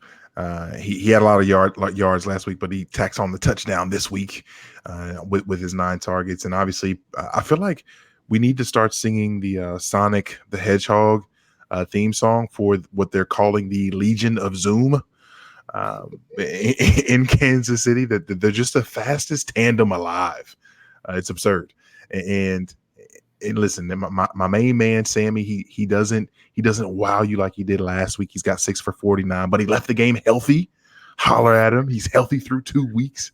He's seeing targets galore. He had 13 targets in this game. He was a clear focal point, but did not get the production that he wanted to. But again, Patrick Mahomes, he's the baddest man alive. This is the fastest wide receiving core alive, and I still want a piece any way that I can get it of this offense, as long as it's not Blake Bell, who's the backup tight end who got 1 target for nothing today, which was disappointing to see. Former quarterback for Oklahoma, stand up. Not an Oklahoma fan at all. I don't even know why I just said that. But anyway. Even my boy Cole, man. I might save it for the open bar about my Cole. I don't know. Whatever. Oh, you got a mea culpa coming up? Snap. Yes. He's involved, right? 4 for 61 and a touchdown. He had a massive one called back, like an 80-yard touchdown called back on holding too. So he's involved. And if you don't have a piece of this offense, it just doesn't really make sense. So, yeah, Tyreek Hill out. Go and get your Robinson and Mecole, I suppose, huh? All right, Raiders side. Derek Carr is they talked all this last week about they don't need Antonio Brown. So happy for the Raiders to win, and after all this drama and blah blah blah, and Derek Carr's fine, and I mean, I guess, but I don't know. I still don't. I don't trust Derek Carr whatsoever. Josh Jacobs, unfortunately, just with the game script, I think that he's not going to get a lot of carries if they're down like this. And he did fine, busted off a huge one and 12 for 99. But if they're not involved, it's just not a good spot to be in. And Darren Waller still balling. Tyrell Williams still balling. That's all you got to talk about really for the receiving side. Anything else, fellas? Nope. Perfect. I don't think value really changes on any of those guys either, dynasty wise. They are what they are. We were all on Waller. We're trying to acquire him where we can. Keep doing that. All right, next up, Bears and the Broncos. This was a fun game to watch down to the wire. Just down to the wire, J-Mike. Yes, barf, indeed. God, man, Allen Robinson, I just feel so bad for him. Mitchell Trubisky is so bad.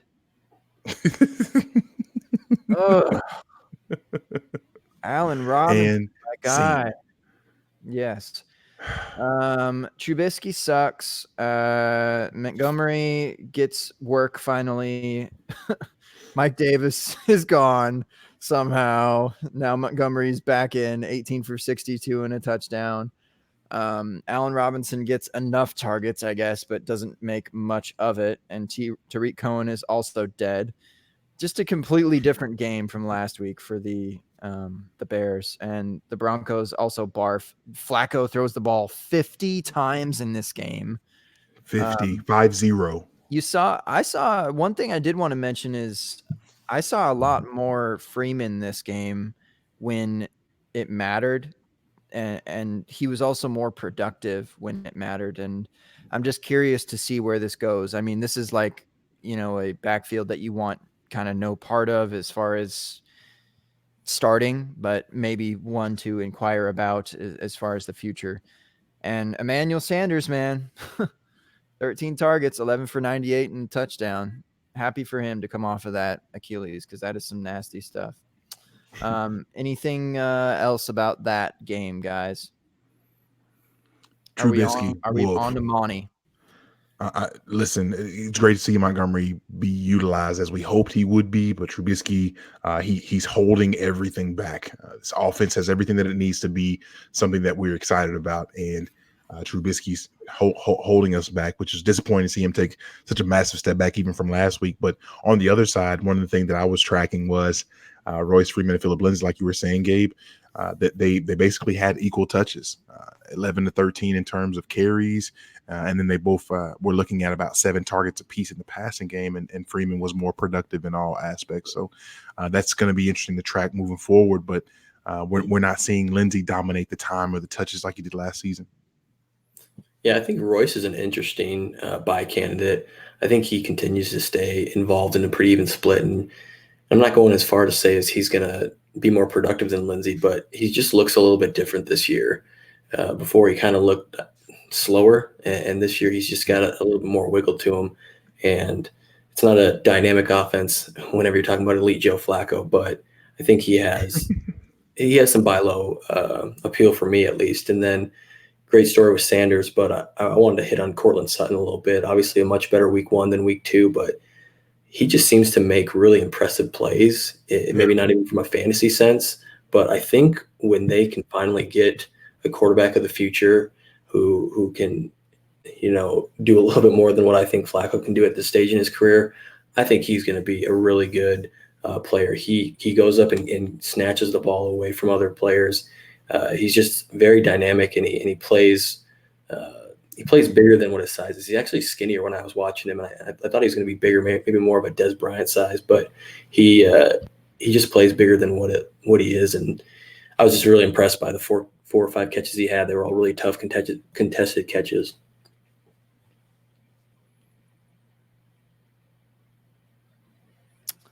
Yes. Busting Suttons all over the planet. I'm in it. I'm surprised to see Emmanuel Sanders in this offense at all, just after that injury, but happy to see Sutton still do his thing alongside, and I'm ready. I'm ready for it, but I'm not ready for it with Flacco. Maybe not, but last thing real quick, Emmanuel Sanders, at this point, he's must start. 20 targets through 2 weeks. If you have him, you got to load him up, even if it's your flex. He's been wildly productive in 2 weeks. I got an interesting one for you. I had to put him on the bench. Michael Thomas, Diggs, and then my flex is Galladay. Do you put him in over Diggs? Probably. As gross as that sounds. Yeah, he rode the bench, and it was tough to witness, but I just couldn't make the decision to do that this week. But maybe weeks going forward, I think it's something I'm considering a lot more. Yeah, I think that's fair. I mean, like we talked about before, the Galladay argument that he's the wide receiver 1 there and getting the targets, and I think that the Sutton and Sanders targets are what we want in Minnesota, and it's just not happening. Exactly. All right. Next matchup here, last of the afternoon games. We had the Saints and the Rams, the rematch from what was that? Last year? Last year. That was already just last year. Where the Saints were given a horrible call in that game, and also a horrible call in this game. They got a defensive touchdown called back. Man, the Saints, it's just weird how it's always them with the bad calls. But anyway, Breeze goes down. That's the biggest news here. And not so much goes down, but just throws his thumb into Aaron Donald's palm, and it looks to have done something bad to it. He is concerned about it. He's going to see a hand specialist. We'll see what happens. But, I mean, we saw Teddy Bridgewater come in and do fine, but I think I can speak for both of you that we are worried about the Saints offense if it is not Breeze. Big downgrade, I think, for across the board. Jared Cook, who was someone that you were kind of excited about as a tight end, no longer, at least for me. Tre'Quan Smith and Ted Ginn, some of those flexes that you might have to be forced into sometimes, I think they're less appealing, and it's just Michael Thomas and Kamara you're going to roll out, but I don't think you're feeling nearly as good. I mean, Thomas got peppered, which was nice with targets, but Bridgewater isn't Breeze, and it's just going to be tough sledding until we figure out what's going on with Breeze's hand.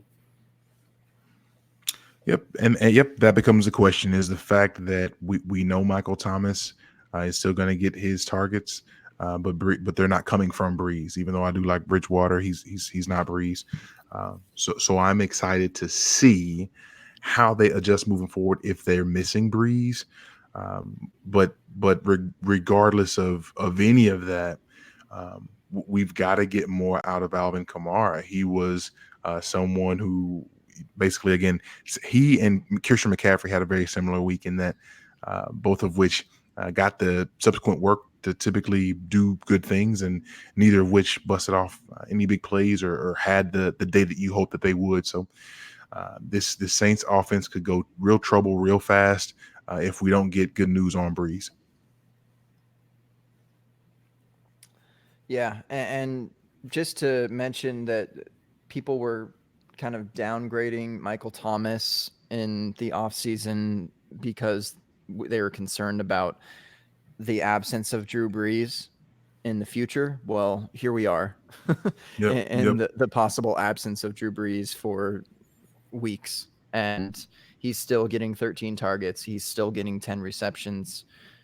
He's going to ball out. Like, don't be worried about these players that are QB proof and just good at football. So, hey, Gabe, real quick, just to keep in mind too, I think the news came out either today or yesterday, either Saturday or Sunday, that Sean Payton signed a 5-year extension to stay in New Orleans, which is also really good news if it is Bridgewater moving forward or whomever it is. He's been a guy that we watched help Drew Brees become the quarterback that he is, and the offensive mastermind behind all of those fantasy points for those running backs and backfields over the years. So that's good. That's at least good news in terms of 2019 and beyond. Indeed. Rams side of the ball, Jared Goff does enough. Gurley, man, he's just certainly not getting the carries that you kind of are drafting him for, but he's still getting a touchdown, I suppose, but he's not involved just as much. I mean, Malcolm Brown's playing a lot of snaps, and he's doing enough with those snaps too. But I don't know. What do y'all think before we get into the receivers? What do y'all think about the whole running back situation here? This is the second week now that we've seen this. Yeah, I think a lot of people were really hyping up Darrell Henderson as someone who was going to be the handcuff, or at least the next back in line after Gurley, especially after rookie drafts and throughout the offseason. And when they covered the offer sheet for Malcolm Brown, that was kind of telling for me, and watching his play last year before he got injured. And I was kind of a Malcolm Brown guy, and so I have him in a lot of spots, and so I'm hoping he stays. Probably opposite of what most people are hoping, but I'm hoping he stays involved. He's a good running back in his own right. I mean, we don't think about it because it's next to Gurley, but he does a lot of things really well and can catch it out of the backfield as well. And so it'd be interesting. I know he just signed the offer sheet, but it'd be interesting to see if he had a bigger workload, what he could do with it. But yeah, you're right. It's a pretty decent split where you're not getting the value out of Gurley what you wanted. Got bailed out by the touchdown, got vultured to the first week. And so I think it's going to be a lot of that is one gets a touchdown this week, one gets a touchdown the next week, and they're both going to be right around the 50 to 100-yard mark for both of them. Hey, yo, the return, the absolute sheer will, if you will, of Cooper Kupp, 9 targets, 5 catches, 120 yards. I mean, he was the clear man this week, and I'm just really, I don't know if it's a case where they were just trying to stay away from Lattimore, even though I know Cooks beat him early in the game for a long ball. But Cooper Kupp was obviously a focal point of what they wanted to get done in the offense. So for those who week to week want to fight it out between Cooks, Woods, and Kupp, the Kupp camp, if you will, has the day. So I found that interesting. Even though I still love Robert Woods, still going to be loading him up everywhere you go. But Cooper Kupp was the man of the hour. How do you guys rank them going forward for the rest of the year? Those three. I'd still put Cook one. PPR as well. Yep. I see the point though with Kupp, as much as I don't want to admit. But he's in there and he's working the slot and he's going to get those targets. I mean, that is just so much of the NFL these days is that slot receiving option, and Cup is it. Woods only getting 2 targets and 2 receptions. That's not enough. Yeah, after a week where he had 13 last week, like what? And What are that's we the doing? thing, though. That's the thing is like you say, Robbie, like, how do you rank him rest of season? It's like, no, how do I rank him for the next 45 minutes? Right. It's like, it's just going to be so frustrating, I would think, to choose one if you have 2 of them, or even if you have one of them, just to like put them in your lineup. You have to be just so frightened. And J Mike, we've talked about this before, just like Yeah. their ADP is all top 20, which is, that means that you're expecting them to be top 20. Yeah. And maybe they are by the end of the season, but they're not week to week. And so it's so frustrating. It would just stress me out. Like, for my peace of mind, for like my quality of life, I just don't want these receivers on my team. I think that goes Yeah. a bit into maybe the ranking of them is you're worried about them, and one will go off one week and a different one will go off the next week. But maybe that's why I think I lean Cup in this scenario, because his floor seems higher than Cooks and Woods. We've seen now Cooks have and even going back to last year before Cup got injured, it seems like he has a steady floor of 5 receptions for 40 yards, and he hits the end zone every now and then, whereas Woods and Cooks can just disappear off the map. And so maybe that's kind of why I would put him above Cooks, but that's just one man's opinion. Yeah, and I think that we you could poll us like you just did, and I think all 3 of us are going to have a different order of how we'd have those 3 guys. Because Cooks is 3rd in the pecking order as it pertains to targets so far this season. Like you said, peace of mind wise, golly, if you could, I don't know. I don't even want to give any actionable advice, but they're all talented guys. Obviously, this offense is going to score points. So if you've got them, you're playing them pretty much every week. Any love for Everett? Yeah. No, I'm cool. I think there's some love to be had. I mean, it's probably not until one of those guys unfortunately went down, but 5 targets, he's involved. But there are other tight ends that I'd just rather have. He's probably cheap. He'd come by on the cheap, but why not? All right, last game, guys, and we can actually talk about it because it's now over. The Eagles played the Falcons. Sunday Night Football. It was exciting. The first half especially, my goodness, it was just electrifying. And by that I mean it was pretty big old bummer. Deshaun Jackson and Alshon Jeffrey both went out with injuries in the first quarter, I think, and were out for the entire game. Carson Wentz got a couple of hits to the chest, and Josh McCown even came in for almost an entire series, and Wentz eventually came back in, but it appears he was kind of beaten up, at least. Not good for the Eagles as far as injuries go. So then your boy Nelson Aguilar becomes the wide receiver 1, goes 8 for 107 and a touchdown on 11 targets. Zach Ertz 16 targets, 8 for 72. Miles Sanders. I didn't see the beginning of the game, but I'm curious what the starting lineups looked like and if they actually put his name on there versus Jordan Howard. It still looks like a timeshare, though. Unfortunately, 10 for 28. Got a little work in the passing game, 3 for 9. Eagles side first, fellas. What do you think? One of the things I found most interesting about this game is the fact that Zach Ertz got the targets that he was being peppered with last year, but it took Alshon and Deshaun Jackson both going down to get it. So that was interesting. But also, if at all possible, try to get Matt Ryan on your dynasty teams. If you're in a position to compete, even though their offensive line is garbage, he's a wizard, and he had so many instances this game where he was under duress and he threw 3 interceptions, but the guy is going to make plays for you. So I'm all about Matt Ryan, just period. Give me all of Matt Ryan. Matter of fact, I'm going to try to throw out some offers now in just about all of my leagues to see if I can get my hands on him. He's awesome.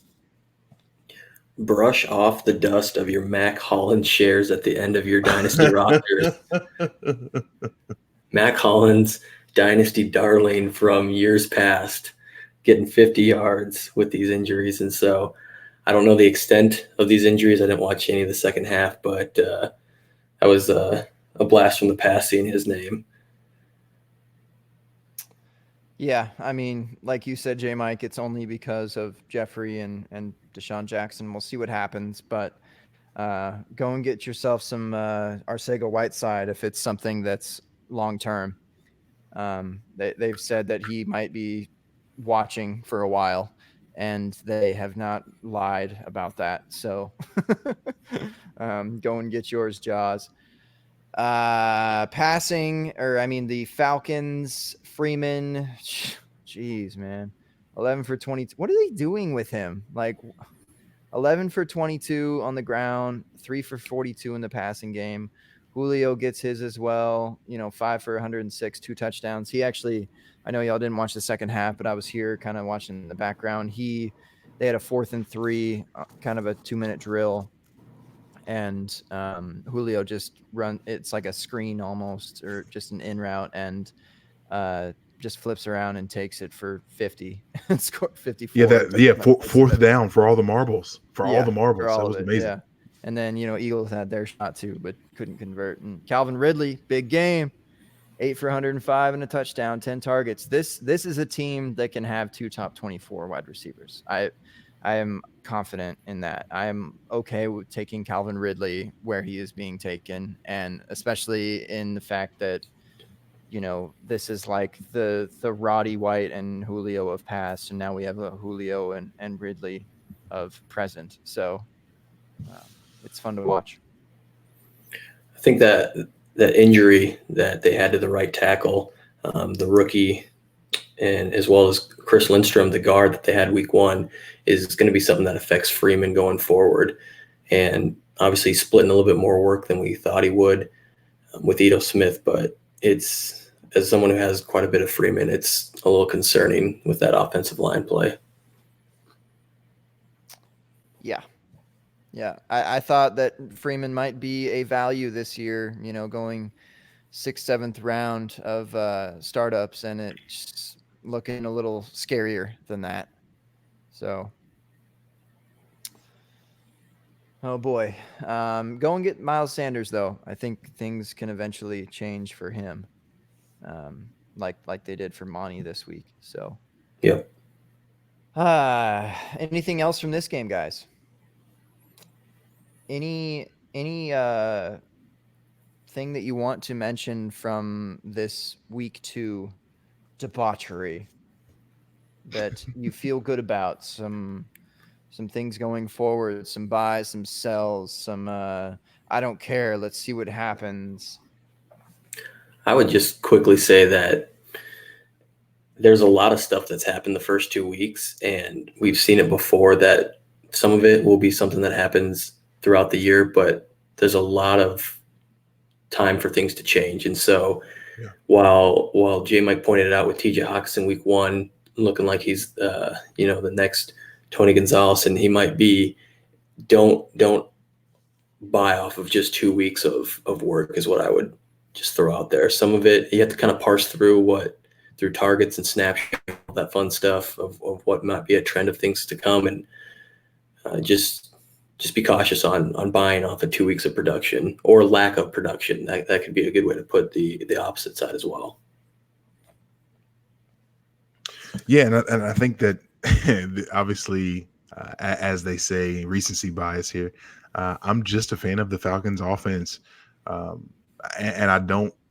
And with the way that the game ended, You're probably not going to be able to get anybody as cheap as as when they were struggling early on. But I just really like the offense, and Devonta Freeman still isn't producing the way we'd hope. You'd think that because the offense can move up and down the field as they've been doing, that he can get some opportunities in close. But with the offensive line going down like turds, getting flushed down right now, it's not good there in terms of trying to keep Matt Ryan upright and opening up holes for the running game. But regardless, that offense is a little too talented for me to try to shy away from. Yep, that's all I got though. All about timing and buying and selling these guys. And you don't want to be too reactionary, but you also need to be to make the smart moves that it takes to continue to be successful in a dynasty league. So do things, put things out there, and don't just wait. I would definitely say that. I mean, there's no reason that just because of two duds back to back from your favorite guy means that, Diggs, for example, we brought up that's going to be a trend. I think that you look at the big picture, that can be a trend, and it might be time to try and package up and get something that's more consistent. I'm certainly feeling that way about him, and I'm going to look and see what I can do this week. So stay active where you can. I think that's it, guys. We did it. We took over the happy hour, and we're we're almost 2 hours in. Typical open bar fashion. Yeah. Hey, look, Tyler, you asked for a takeover, and this is it right here, my man. So you got it, pal. You got it, bucko. Tune in to the open bar on Tuesday and watch us put in like a 20-minute podcast, because we just talked what we needed to talk about for however long. I guess this is the time where we will give people the opportunity to share things about themselves, and then we'll get out of here. Robbie, what have you got to say, man? Well, it's been too long, so I appreciate getting the chance to kind of get back with you guys and talk a little bit of football. I'm in some leagues with you guys, so expect some trades maybe coming your way, especially in bar tab. But yeah, no, it was good. If people want to check out some of my work for DHH, it's at dynastyhappyhour.com, and then at NFL Robbie is the Twitter handle. So yeah, we're ranking and writing and all the fun stuff that happens over there. Robbie, we have a showdown in bar tab, and I'm beating you right now. And we have one player remaining. It is Robbie Anderson versus Ryan Griffin. Beautiful. What's our total at? I got you by 1.6 or so. All right. I'm feeling good on that one. Ryan Griffin, let's go. Trust the Robbies with a Y. So I should go and trade for Njoku tomorrow or something, so I can have something to compete with. Happy to have you, Robbie. I know this isn't my show, but this is just good to sit here and talk football with you. So good to see you again, man. J Mike, I'll pass it off to you, my friend. My open bar cohort. What have you got to say? No, always an absolute pleasure to be with you, Robbie. I think the last time that we got to chop it up, not in a league chat and not in our personal DMs as we often do, but on the actual show, you were in the middle of a storm.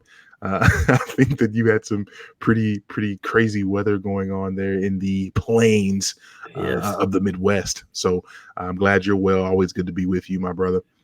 Gabe, let's load this up. Let's do this again in a couple of days. but good to be with you. Shout out to the DHH guys of all the places. As the song puts, they could be. Hey. They're all over the place. So shout out to Tim, shout out to Doug, shout out to Tyler, Certainly wish the best for them and DHH, the whole family. It's good to come back to the birthplace and show some love and be able to chop it up. But on Twitter, you can find me at JMikeCheck, at JMICCheck. You can find our show's handle, The Open Bar Pod, at The Open Bar Pod on Twitter. And my main man, my better half, my main squeeze, the dopest with the mostest, the head honcho himself as far as our pod goes, Gabe Gearing at FF Man Bun on Twitter. Gabe, take us home. Squeeze me, daddy. Squeeze me. Big Spoon. What's up? Yeah, shout out to the Dynasty Happy Hour guys. Thank you for allowing us to take over and have some fun. Tyler, you mentioned everyone already. I guess I'll mention their handles here. I did bring it up. Follow them at Dynasty HH Pod. That's the podcast handle there. DHH_Tyler. That's the Gunth. Go and congratulate him when you can, whether that's early or late. Just do it anyways. You'll see why at some point. At DeFantasy Father, Eddie Doug Eddie, my guy. We need to have Doug on again. I miss him. At DHH_Tim, another one that hasn't. I mean, that dude's just busy. He can never have a good time with us on the open bar. But you're invited, Tim, just so you know. And or at Macklin J, Justin, good dude as well. They've got a bit of a rotation going there. A four-headed running back by committee, if you will. Not something you want to stay away from, like you would in fantasy football. Something you want to, cater to and love and cherish. These guys are here for you every week, every Sunday, giving you the knowledge. Hopefully not 2 hours of just like recap. I mean, we but we do our thing, and that just makes up for the, like I said, the 20-minute podcast that's going to happen in 2 days. So with that said, I think J Mike already said my name, maybe at FF Man Bun. If not, here I am. Thank you for listening. They hopefully are here next week, the normal people, unless we check our DMs and they're begging us to come back, which, the doy. Otherwise, guys, shoot. Do they have a sign-off thing? Do I need to like rap or something? Do I need to, of all the places, and we're here right now, and we're here right now. I got this Dynasty. All right. In open bar style, I'm going to say deuces. That was good.